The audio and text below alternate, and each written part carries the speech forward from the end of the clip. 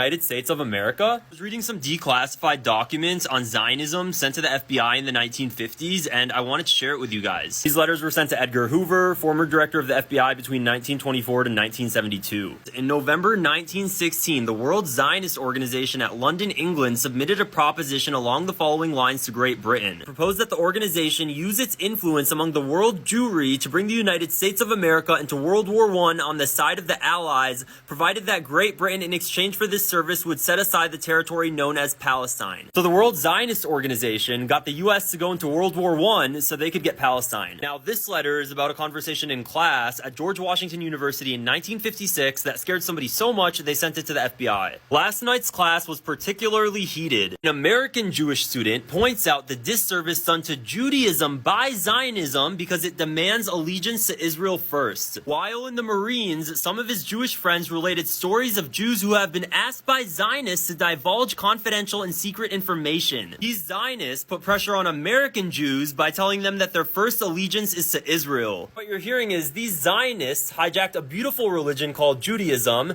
to force American Jews to commit espionage in the United States for Israel. This part is insane. This guy's Henry Lodge. He was a US ambassador. He writes a letter to the Secretary of Defense, the Army, the Navy, the Air Force, and the FBI. He wants to outlaw the Zionist Organization of America on the charge of treason for selling the sovereignty of the United States of America. The Zionist Organization of America is operating in this republic 40 years after the parent organization conspired, bartered, and sold for a price the sovereignty of the United States of America. This loss of sovereignty has embroiled this republic in 2 world wars, and now it looks like the republic is about to be involved in a 3rd world war for the same reason. From 1920 to 1963, we have been fighting tooth and nail to get the Zionist Organization of America to register as a foreign agent. Every single time they refuse, they dissolve it, and they start up a new organization. Of course, JFK and RFK were very well aware of this, which is why they were fighting for years to get the American Zionist Council to register as a foreign agent, point where the Department of Justice gave them 72 damn hours to do it, refused, saying that such a movement would be so publicized by the American Council on Judaism that it would eventually destroy the Zionist movement. A few weeks later, JFK is somehow unalived. We all know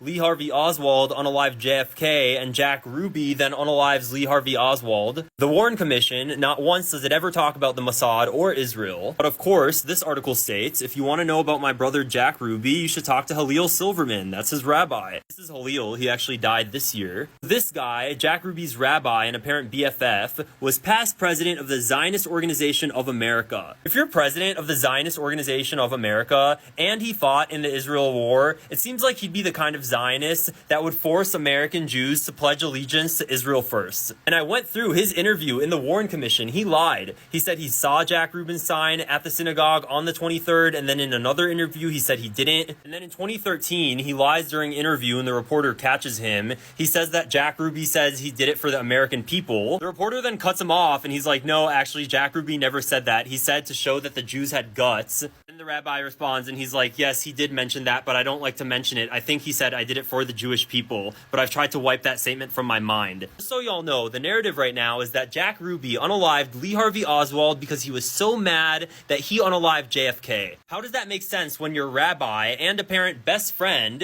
is president of the Zionist Organization of America that JFK is literally fighting with at the time? Anyways, after JFK is unalived, the American Zionist Council escapes filing as a foreign agent and ends up becoming AIPAC. Very few Americans know who Vanunu is. He's considered a traitor within Israel. He was Israel's nuclear technician. In a since deleted Jerusalem Post article that was published in 2005 that was not shown on any American media, he alleged that Jerusalem was behind the assassination of US President John F. Kennedy, who was exerting pressure on the then Israeli head of state to shed light on the Dimona nuclear plant. But separate from all this AIPAC stuff, in the 1960s, JFK was in a silent war with Israel to stop them from developing their nuclear arsenal. Every FBI declassified document related to the Israeli lobby, I downloaded that shit, I fed it into a custom AI algorithm to analyze the data points and send them back to me. If you really love America, then get AIPAC to register as a foreign agent in John F. Kennedy's honor. Who controls the United